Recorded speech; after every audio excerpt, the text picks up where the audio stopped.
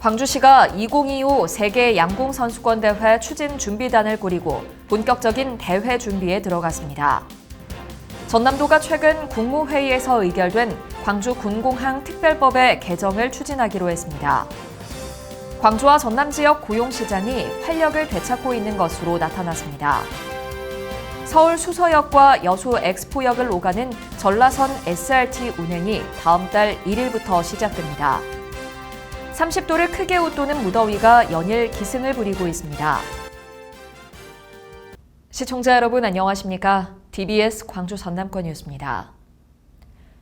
광주시가 2025 세계 양궁 선수권 대회 추진 준비단을 꾸리고 본격적인 대회 준비에 들어갔습니다. 광주시는 대회 기본 계획을 세우고 엠블럼과 슬로건을 제작하며 시설물을 정비할 추진 준비단을 설치했다고 밝혔습니다. 한편 광주 세계 양궁 선수권 대회는 2025년 9월 5일부터 8일간 광주 국제 양궁장 일원에서 열리며 100여 개 나라에서 선수와 관계자 1,100여 명이 참가할 예정입니다. 전남도가 최근 국무회의에서 의결된 광주 군공항 특별법의 개정을 추진하기로 했습니다. 전남도는 이번 특별법 시행령에 이전 주민 지역 지원 대책 등이 반영되지 않았다며 광주시와 국방부, 지역 국회의원과 함께 법 개정을 추진할 계획입니다. 개정안에는 이주 대책과 생계 지원, 소음 피해 대책, 전남 주요 도시에서 군공항까지 이어지는 도로, 철도, 항만시설, 교통망 확충 등을 포함시킬 예정입니다. 광주와 전남 지역 고용시장이 활력을 되찾고 있는 것으로 나타났습니다. 호남지방통계청이 발표한 7월 고용 동향에 따르면 지난달 광주 지역 고용률은 60.5%로 전년 동월 대비 1.5%포인트 상승했으며 전남 고용률은 67.6%로 1.3%포인트 상승했습니다. 7월 광주 취업자 수는 77만 5천 명으로 2만 1,000명 증가했고 전남 취업자는 103만 명으로 전년 동월 대비 1만 9천 명 증가했습니다.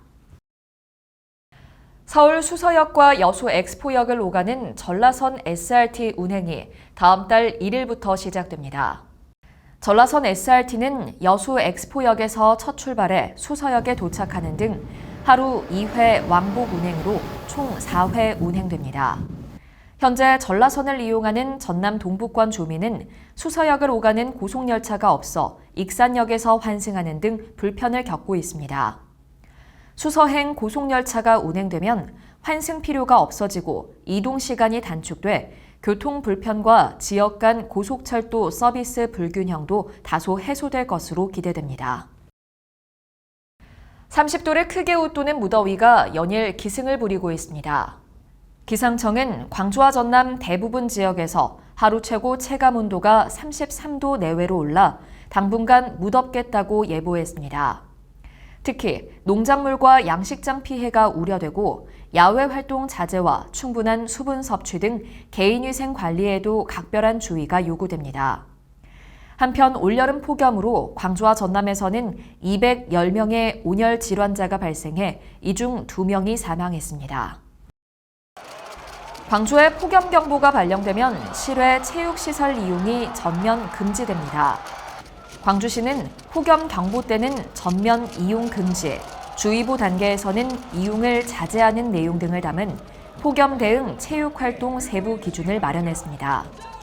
적용 대상은 시체육회와 장애인체육회, 자치구와 공사, 공단 등에서 운영하는 체육시설들로 프로야구와 축구는 적용 대상에서 제외됩니다. 전라남도가 건강한 양식 환경 조성을 위해 무면허 양식장 특별단속에 나섭니다. 대상은 김과 전복 등 주요 양식 품종이고 무면허 양식과 면허 면적 초과, 유해 화학물질 사용 등을 중점 단속합니다. 전남도는 이번 특별단속을 통해 양식 수산물의 수급 불균형을 해소하고 불법 시설물 철거에 따른 양식장 물길 트기로 조류 소통이 원활해질 것으로 전망했습니다. 태풍 카눈의 영향으로 전남에서 농경지 219헥타르가 피해를 본 것으로 나타났습니다.